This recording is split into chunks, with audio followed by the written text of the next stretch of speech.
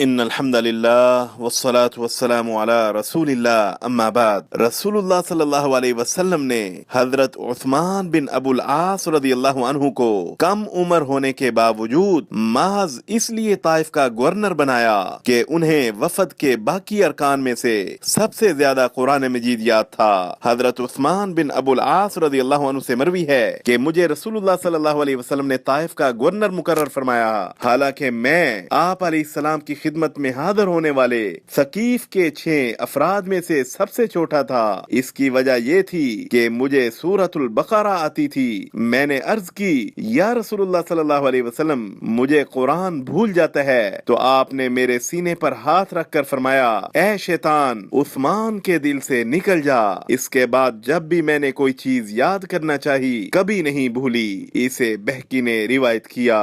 کرم صلی اللہ علیہ وسلم نے یمن کے دونوں حصوں کا گورنر 2 ایسے عظیم صحابہ کو بنایا جو قرآن مجید کی بکثرت تلاوت کرنے والے تھے۔ حضرت ابو ہریرہ رضی اللہ عنہ فرماتے ہیں کہ رسول اللہ صلی اللہ علیہ وسلم نے حضرت ابو موسیٰ اشعری اور معاذ بن جبل رضی اللہ عنہم کو یمن بھیجا۔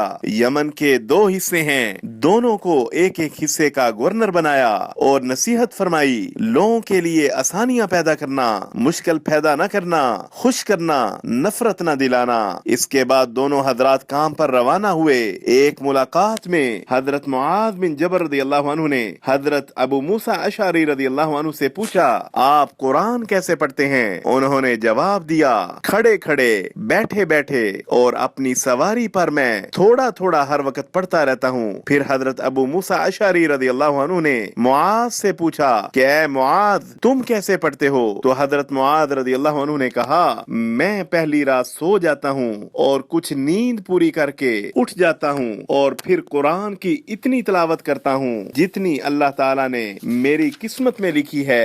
جس طرح ثواب کی نیت سے اٹھتا ہوں اسی طرح ثواب کی نیت سے سوتا ہوں۔ اسے بخاری نے روایت کیا۔ وصلی اللہ علی النبی الکریم۔